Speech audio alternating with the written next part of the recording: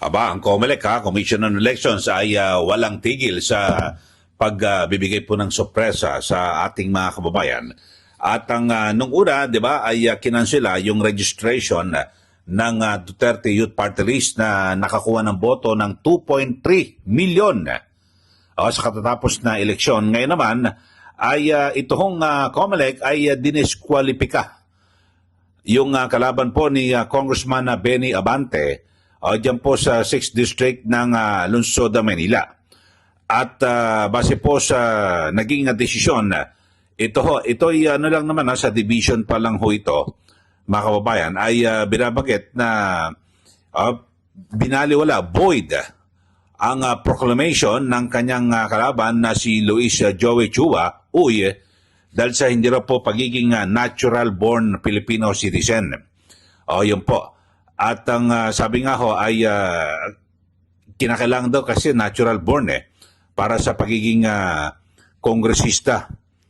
At yun po, base po ito sa 22-page ruling na may petsang June 18 ng COMELEC at na kung saan ay ito'y talagang kanilang sinuportahan, sinang-ayunan ito pong argumento ni Congressman Abante na hindi raw po nakamit ni Uy ang requirement sa pagiging natural-born citizen. Yun ho. At base po sa Article 5, Section 6 ng Constitution, lahat daw po ng mga miyembro ng House of Representatives ay dapat ay natural-born citizen ng Republika ng Pilipinas. So yun ho, mga kababayan, ang naging desisyon ng COMELEC at ito po ay nasa division lang ho ito. So, ibig sabihin na hindi pa ho pinal dahil sa pwede pang maghain ng motion for reconsideration. Ito hong kampo ho ni Uy. Ito'y congressman-elect. At nakusan talagang napakaliit ho ng dikit ho ang laban ho nila dyan. At 1,000 lang po ang pagitan ng pagkapanalo ni Uy. So, abangan ho natin kung ano ang magiging pinal na desisyon. Pero, sa kabila ho niyan ay napakaaga na ho na nagbubunyi at nagdidiwang ito hong si Congressman Abante. At tuwan-tuwa ko, mukhang talaga nakasisiguro na siya po ay panalo na sa nasabing kaso at muling manunungkulan, magpapatuloy sa kanyang ikatlong termino bilang kongresista ng ika-6 na distrito ng Lungsod ng Manila. Pakinggan ho natin yung tuwan-tuwa na si Congressman Abante. Of course, I was very, very happy about that. Para bang nabunutan ako ng tinik at pangalawa, that I was actually, vindicated.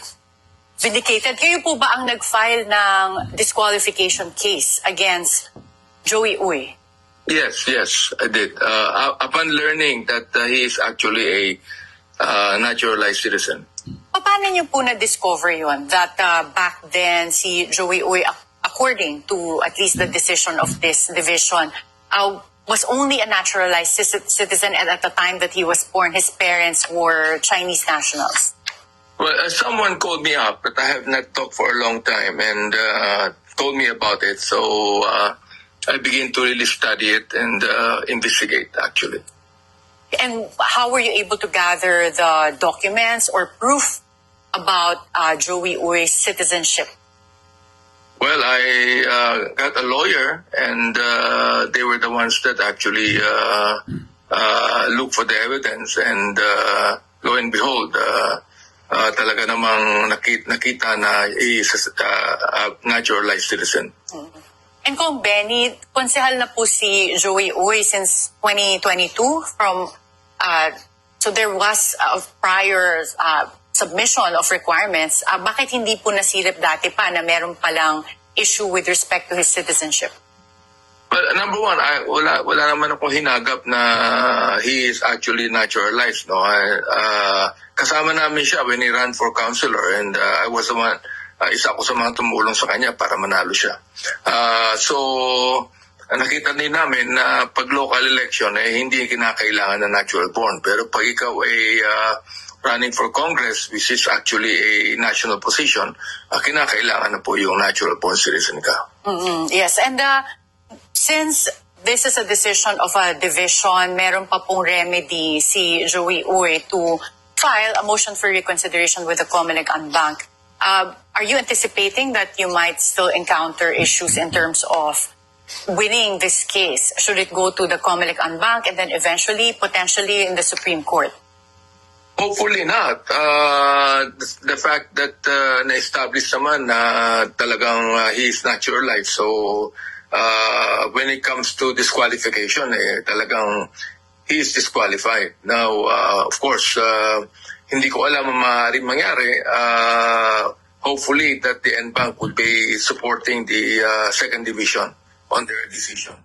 Okay, so yun ho, at talagang yung tono po ng panlitan ni Congressman Abante, parang nakatitiyak na ho siya, no, na mananalo. At dito po sa kasong ito, bagamat sa level pa lang ho ito ng division, at kung magka-file po ng motion for consideration, ito pong si Congressman-elect Joey Uy, ay siyempre magpapasya ho dyan yung unbank, yung kabuuan ng COMELEC. Pagkatapos ho niyan, kung hindi pa rin ho nanalo, dyan po si Congressman-elect Uy, ay pwedeng umabot po yan sa Korte Suprema. So yun ho. Kaya sa ngayon, hanggat hindi pa ho pinal, ito hong desisyon na ito para po sa mga nakikinig sa atin, lalo na po yung mga taga-suporta, yung mga boboto, dito po kay Congressman-elect Joey Uy. Siya pa rin ho ay inyo pong Congressman-elect. At hanggat hindi pa ho pinal yung desisyon dito po sa kasong ito. So, yun lang ho. At parang, ito, pakinggan ho natin yung mga dagdag na pahayag ni Congressman Abante at yung kanya mga plano na para po sa 20th Congress na parang sigurado na siya na siya po ang muling maupo bilang kongresista. May binanggit po kayo noong last interview nyo dito sa At the Forefront that you will still be around. Ito po bang disqualification issue yung tinutukoy mo at that time when you said that you'll still be around? In a way, yes. Isa rin yun sa mga tinatawag nating basis kung ba't ko nasabi yun. Ano po yung message ninyo sa mga supporters mo? We understand that you won in the 6th District. Malapit na malapit po yung votes between you and Joey Uy. Yeah, ako nagpapasalamat sa aking constituency na naniniwala pa rin sa akin. No?